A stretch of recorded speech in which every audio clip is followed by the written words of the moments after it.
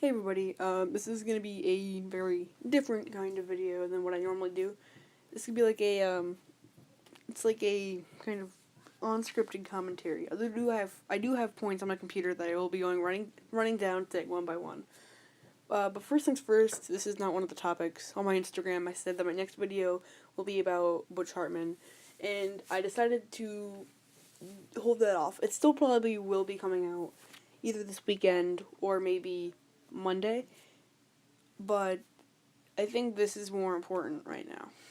So, people for years have been saying that if YouTube is an empire, it's either falling or it's falling. It's fallen.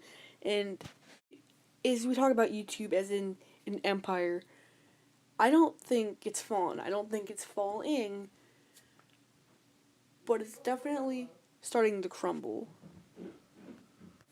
Now, my first point is that YouTube content, or like a majority of it, is kind of bland. It's very boring. It's very low effort, and people will make so much views off of this. People make a lot of money off this. And if you look at the trending tab, oftentimes, at least in my opinion, I think it's very toxic. I think there's a lot of really bad content in there. I think there's a lot of stuff that it seems like nobody in their right mind would watch, but it gets millions, it gets tens of millions of views. I just don't get it.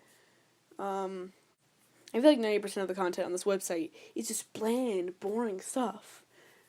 But if we take that 10%, and let's turn that into 100 real quick. So 50% of that interesting content is actually good, quality, interesting, funny content. Stuff that's like, whoa, that's pretty good. And then the other 50% of that is people pretending to be fake people trying to get kids to kill themselves. Now, my next point is about YouTube recently updated their community guidelines. Now, when I first heard this, before I heard like what it actually was, I was like, this could either be really good or really bad, because the YouTube community guidelines in itself wasn't too flawed, but the way they gave out strikes was pretty flawed. Like, and we'll get more about this later, but I got a community guideline strike for compiling clips of violence that I found on YouTube and adding really happy music as a joke. You can't find that online anymore, obviously, but all the content I found that was on YouTube, and for my own little bit of revenge, I gave those strikes. I didn't give them strikes, but I did file like a claim on them, on all of them, and none of them actually got strikes. So yeah, there's always been problems with the strike system. Now, when I heard they were going to update this, I was like, oh, this could either be good or bad, because YouTube trying to make things better, usually in the past, is not always ended out so good. So, here's what really happened with the community guidelines. So, if you break the community guidelines, usually what they do is just give you a strike. But if they see it, and if you do it for the first time, they won't give you a strike, they'll just give you a notice. It's like, hey, if you do this again, you're going to get a strike. And you might be wondering, whoa, that sounds really cool. Why are you complaining? And here's why I'm complaining about this. I think them doing this is responding to a YouTuber who got banned for quote-unquote breaking community guidelines, but they really didn't. And I think that's them responding to this, because there was a huge uproar about it. If you you went through YouTube, I think there's a Twitter hashtag going around too. And that's their response. And you might be still wondering, wait, what's wrong with it? They still didn't bring the channel back. They can't even call them strikes anymore, because that person got 3 strikes all in one night. He woke up, both of his channel, his main channel, second channel, were both terminated. So, they say he broke community guidelines, strike for hate speech and stuff, even though he did nothing of the sort. And YouTube is honestly trying hard. I understand that they're trying to be oh, okay, I see you guys are mad about this. Here, we did this to fix it, so that doesn't happen again. But, yeah, okay, it's not going to happen again. But it's still a problem that this person that a lot of people loved their content, they said, you want them back? Too bad. And that kind of brings me to my next point, is that YouTube doesn't care, at least not enough, about the creators on their website, which they should really start doing more, because again, they deleted this random channel and they're not going to bring it back. And it's honestly kind of sad, because especially with smaller creators, because if let's say you're getting falsely striked for something, you can file a dispute. The way you file like disputes on like copyright strikes is really weird. Like, so if you want to file a dispute, you can type out why you think this is baloney. You can type out why you think this is bad, and so you send that in. And when you send it in, it doesn't go to YouTube. It goes to the person who filed the claimant, which makes zero sense. Like, they give you a claim, and whether it's a fair use or not, they give you a claim and say, okay, is this right? Even though they already gave you the claim. And whether they know it's fair use or not, whether they know it's good or not, whether they know it's fair or not to the creator, they are still going to give you that strike unless they are just really, really nice people, but usually that does not happen.